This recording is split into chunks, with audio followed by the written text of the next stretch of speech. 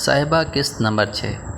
صبح کے وقت آسمان پر بس ہلکی ہلکی سرمئی بدلیاں چھائی ہوئی تھیں، جیسے بادلوں نے گاؤں پر کوئی نرم سی مخملی چادر تان دی ہو۔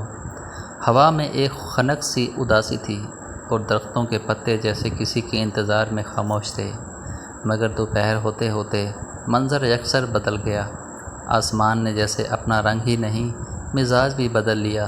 کالے اور سیاہ بادلوں نے سورج کو پوری طرح نگل لیا اور پھر ایک دم سے بادلوں کا سینہ چاک ہوا اور زوردار بارش شروع ہو گئی۔ چھم چھما چھم گاؤں کی کچی دھول بھری گلیاں دیکھتے ہی دیکھتے پانی اور کیچڑ کے جوڑوں میں تبدیل ہو گئیں۔ بارش، کہکے اور الڑ پن، اسکول کی چھٹی ہو چکی تھی۔ سڑک کے کنارے 3 لڑکیاں بارش میں بے تحاشا دوڑتی ہوئی آ رہی تھیں۔ صاحبہ، سسی اور سورٹ، تینوں کے کپڑے پوری طرح بھیگ چکے تھے۔ نیلی قمیضیں اور سفید شلواریں پانی میں لت پت ہو کر ان کے وجود سے چپک گئی تھیں۔ تیز بارش کی وجہ سے انہوں نے اپنی کتابوں والے کپڑے کے بستوں کو پلاسٹک کے شاپروں میں سختی سے لپیٹ رکھا تھا تاکہ غربت کا یہ اکلوتا اثاثہ بھیگنے سے بچ جائے۔ سسی کیچڑ میں پھسلتے پھسلتے بامشکل بچی اور جھنجھلا کر چیخی، ہائے اللہ، مر گئی! میری تو نئی جوتی بھی کیچڑ میں دھس گئی۔ اماں نے آج میری چٹنی بنا دینی ہے۔ صاحبہ، تو بس ہنس لے۔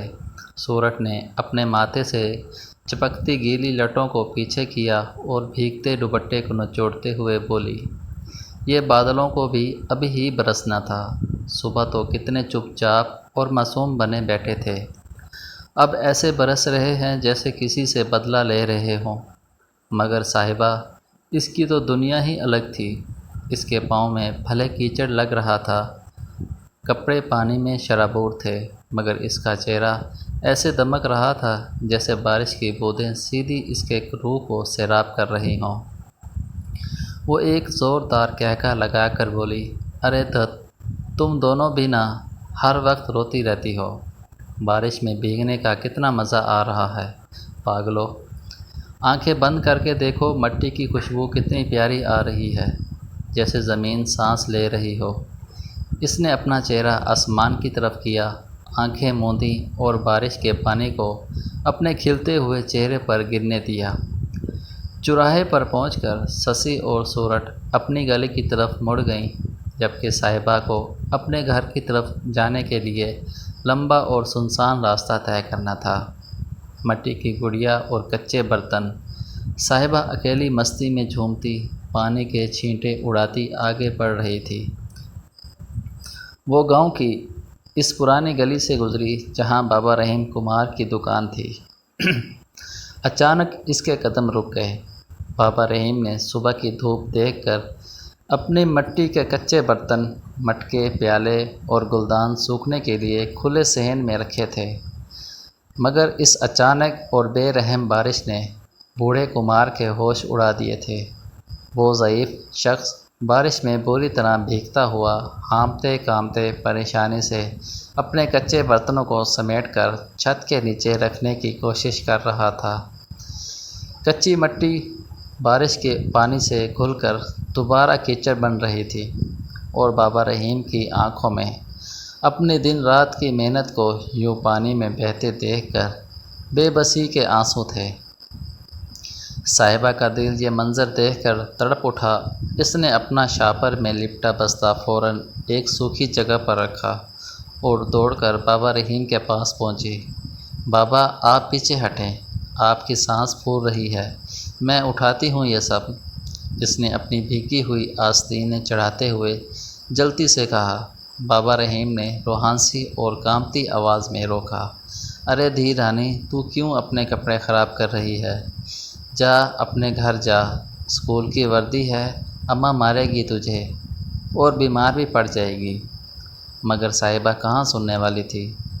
کپڑوں کا کیا ہے بابا، دھل جائیں گے۔ آپ کا نقصان ہو گیا تو چولہا کیسے جلے گا؟ اس نے پھرتی سے بھاری اور گیلے مٹکوں کو اٹھانا شروع کیا۔ اس کے کپڑوں پر کچی مٹی اور کیچڑ کے گہرے داغ لگ گئے۔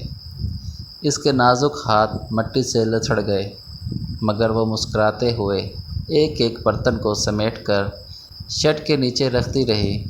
جب سارا سامان محفوظ ہو گیا تو بابا رحیم نے اپنے کانپتے ہوئے مٹی بھرے ہاتھ آسمان کی طرف اٹھائے اور نم آنکھوں سے اسے دعائیں دیں۔ جیوے میری بچی، اللہ تیرے نصیب اچھے کرے۔ تو نے آج اس غریب کی روزی اور محنت پانے میں بہنے سے بچا لی، اللہ تجھے کبھی کوئی دکھ نہ دے۔ صاحبہ مسکرائی، اپنے مٹی بھرے ہاتھ بارش کے گرتے پانی سے دھوئے، بستہ اٹھایا اور دوبارہ اپنی راہ چل پڑی۔ اسے خود نہیں پتہ تھا کہ وہ سچ میں ایک مٹی کی گڑیا ہی تو تھی، جس کا دل اسی گاؤں کی مٹی جیسا نرم، گیلا اور خالص تھا۔ شکاری کی نظر اور بھیگتا گلاب، گاؤں کی اس کچی سڑک پر جہاں بمشکل 2 گاڑیاں گزر سکتی تھیں، ایک بڑی سی کالی لگژری گاڑی آہستہ آہستہ رینگ رہی تھی۔ گاڑی کی اگلی سیٹ پر وڈیرا غلام مرتضیٰ شاہ کا بڑا بیٹا سکندر شاہ بیٹھا تھا۔ گاڑی کے وائپر مسلسل چل رہے تھے، مگر سکندر شاہ کی نظریں سڑک پر نہیں تھیں۔ وہ مٹی میں لتھڑی بارش میں بھیگتی اس الڑ دوشیزہ پر جم چکی تھیں، جو بابا رحیم کی مدد کرنے کے بعد بے فکری سے چلتی آ رہی تھی۔ صاحبہ کے کپڑے بارش کے پانی میں مکمل طور پر بھیگ چکے تھے۔ سکول کی نیلی قمیض اور سفید شلوار پانی کی وجہ سے اس کے جسم سے بالکل چپک گئے تھے۔ وہ نازک، الڑ اور کھلتی جوانی کا وجود، جو عام دنوں میں ڈھیلے کپڑوں اور دوپٹے کی تہوں میں چھپا رہتا تھا، آج بارش کی بے باکی کے سامنے بالکل بے بس تھا۔ گیلے کپڑوں کے باعث اس کے گورے اور تراشیدہ بدن کے خدوخال بڑی بے دردی سے نمایاں ہو رہے تھے۔ پانی کی بوندیں اس کے ماتھے سے پھسل کر اس کی لمبی سراہی دار گردن تک جا رہی تھیں۔ سکندر شاہ کی آنکھوں میں ایک گہری ہوس زدہ اور سیاہ چمک ابھری۔ اس کی نظریں صاحبہ کے بھیگے ہوئے وجود پر ایسے ٹھہر گئی تھیں جیسے کوئی بھوکا بھیڑیا کسی تازہ اور لاپرواہ شکار کو دیکھ رہا ہو۔ گاڑی آہستہ کرو، اس نے ڈرائیور کو تحکمانہ مگر دھیمی خمار آلود آواز میں حکم دیا۔ گاڑی صاحبہ کے قریب سے رینگتی ہوئی گزری۔ کالے شیشے کے پیچھے سے سکندر شاہ کی وہ گھورتی ہوئی کاٹ دار نظریں صاحبہ کے وجود کو چھو کر گزریں۔ صاحبہ کو اچانک تیز بارش اور خنکی میں بھی ایک عجیب سی خوفناک تپش محسوس ہوئی۔ اس کا ماتھا ٹھنڈا، اس نے گھبرا کر چہرہ موڑا اور جلدی سے اپنے گیلے دوپٹے کو سختی سے اپنے گرد لپیٹ لیا۔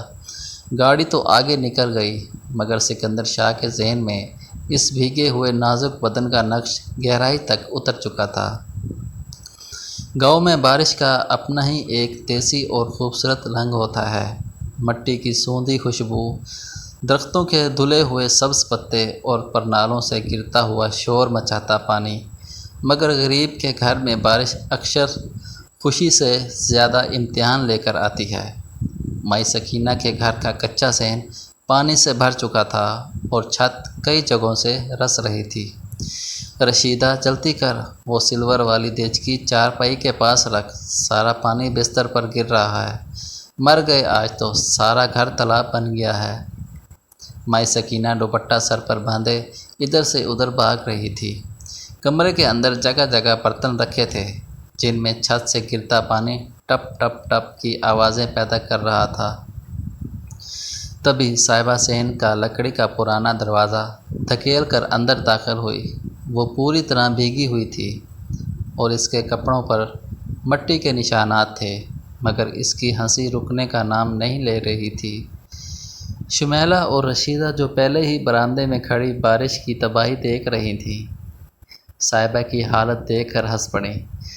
رشیدہ نے کہکا لگایا، لو بھائی آ گئی ہماری جل پری، کپڑوں کا کیا حشر کر کے آئی ہے تو؟ کسی کھائی میں اوندھے منہ گر گئی تھی کیا؟ صاحبہ نے شاپر میں لپٹا بستہ احتیاط سے برآمدے میں رکھا اور یکدم شمیلہ کا ہاتھ پکڑ کر اسے صحن میں کھینچ لیا۔ آ جاؤ شمیلہ، باہر بہت مزہ آ رہا ہے، چھت کے نیچے کیا گھٹ رہی ہو؟ شمیلہ چیخی، پاگل ہو گئی ہے تو؟ چھوڑ مجھے، میں نے ابھی سوکھے کپڑے پہنے ہیں، سردی لگ جائے گی۔ مگر صاحبہ کہاں ماننے والی تھی۔ اس نے رشیدہ کو بھی بازو سے پکڑ کر بارش میں کھینچ لیا۔ مائی سکینہ برتن رکھتے رکھتے باہر آئی تو تینوں بہنوں کو صحن میں بارش میں نہاتے اور ایک دوسرے پر پانی اچھالتے دیکھا۔ مائی سکینہ نے غصے سے چلائی، اوئے نٹ کھٹ لڑکیوں، دماغ خراب ہے تم سب کا، بیمار پڑ جاؤ گی۔ حکیم کو دینے کے لیے پیسے نہیں ہیں میرے پاس، اندر آؤ فوراً۔ مگر اس کی اپنی ڈانٹ میں بھی کوئی سختی نہیں تھی اور ہونٹوں پر بے ساختہ مسکراہٹ تھی۔ غربت کی چکی میں پستی ان لڑکیوں کے پاس خوش ہونے کے بہانے بہت کم تھے، اور آج آسمان خود ان پر خوشیاں برسا رہا تھا۔ غریبوں کے گھروں میں چھتیں بھلے ٹپکتی ہوں، مگر ہنسی کی گونج اکثر محلوں سے زیادہ سچی اور کھری ہوتی ہے۔ خوشی غریب کے گھر میں مہمان کی طرح آتی ہے، اور غم مالک مکان کی طرح وہیں مستقل ڈیرے ڈال لیتا ہے۔ اگلے دن شام کا وقت تھا، بارش تھم چکی تھی، مگر صحن میں اب بھی کیچڑ اور گیلی مٹی کی بساند باقی تھی۔ صاحبہ صحن کے ایک کونے میں بیٹھی اپنے اس چھوٹے سے روئی کے گالے جیسے سفید بکری کے بچے کو چارہ کھلا رہی تھی، جو بلال اس کے لیے لایا تھا۔ اس کے گلے میں بندھی چھوٹی سی گھنٹی ہلنے پر ٹن ٹن بج رہی تھی، اور صاحبہ اسے بے انتہا پیار سے سہلا رہی تھی۔ اچانک دروازہ اتنی زور سے اور بے دردی سے کھلا کہ دیوار کی سوکھی مٹی جھڑ کر نیچے گری۔ بخشو، آنکھیں لال، بال بکھرے ہوئے اور چہرے پر جوئے میں ہارنے والی وحشت اور غصہ۔ وہ سیدھا صحن میں آیا اور پاگلوں کی طرح ادھر ادھر کچھ ڈھونڈنے لگا۔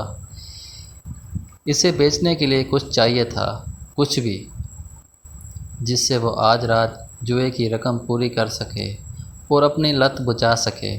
اچانک اس کی خون خوار نظر صاحبہ کی گود میں بیٹھے اس سفید بکری کے بچے پر پڑی۔ بخشو کی آنکھوں میں ایک حریصانہ چمک ابھری۔ وہ تیزی سے آگے بڑھا اور بغیر کچھ کہے ایک جھٹکے سے بکری کے بچے کو اس کے کان سے پکڑ کر ہوا میں اٹھا لیا۔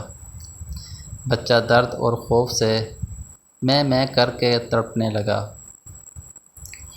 صاحبہ کی تو جیسے جان ہی نکل گئی۔ وہ چیختی ہوئی اٹھی اور بخشو کے بازو سے لٹک گئی۔ ابا سائیں، نہیں، اسے چھوڑ دیں۔ ابا سائیں، خدا کا واسطہ ہے آپ کو، یہ میرا بچہ ہے، بلال بھائی نے مجھے لا کر دیا تھا، یہ میری جان ہے، اسے مت لے جائیں۔ بخشو نے گھرائی ہوئی آواز میں کہا، چھوڑو اسے، مجھے پیسے دینے ہیں لوگوں کے، یہ بازار میں اچھے پیسوں میں بک جائے گا، ہٹ پیچھے۔ بخشو نے پوری طاقت سے صاحبہ کو پیچھے کی طرف دھکا دیا۔ صاحبہ سنبھل نہ سکی اور سیدھی گیلی مٹی اور کیچڑ میں جا گری۔ مائی سکینہ برتن چھوڑ کر دوڑی اور بخشو کو روکنے کی کوشش کی۔ خدا کا قہر نازل ہو تجھ پر بخشو، اس معصوم جانور کو تو بشک دے ظالم، اس بچی کی جان ہے اس میں، کوئی اور چیز لے جا، اسے چھوڑ دے۔ مگر جواری باپ کے دل میں نہ محبت تھی نہ رحم، اس کی تو عقل پر جوئے کی پٹی بندھی تھی۔ اس نے زوردار دھکا دے کر مائی سکینہ کو بھی پیچھے گرایا۔ صاحبہ روتے ہوئے مٹی میں گھٹنوں کے بل کھسکتی ہوئی آگے بڑھی اور اپنے باپ کے پاؤں مضبوطی سے پکڑ لیے۔ ابا مجھے مار لے، میری کتابیں بیچ دے، میرے کانوں کی بالیاں لے جائیں، مگر اسے مت لے جائیں، پلیز ابا، میں آپ کے پاؤں پر پڑتی ہوں۔ صاحبہ کے گرم آنسو ٹھنڈے کیچڑ میں مل رہے تھے، اس کی چوڑیاں مٹی میں لتھڑ گئیں، مگر بخشو نے بے حسی سے زور سے اپنا پاؤں چھڑایا، بکری کے بچے کو بغل میں دبایا اور دروازے سے باہر نکل گیا۔ ابا، ابا سائیں، صاحبہ کی دل خراش چیخ پورے صحن میں گونجی۔ وہ دیر تک اسی کیچڑ میں بیٹھی دھاڑے مار مار کر روتی رہی۔ جو بکری کا بچہ اس کے ٹوٹے ہوئے غریب دل کا واحد مرہم تھا، وہ بھی آج اس سے چھین لیا گیا۔ نیکسٹ کہانی کا ایپیسوڈ دیکھنے کے لیے چینل کو سبسکرائب کریں.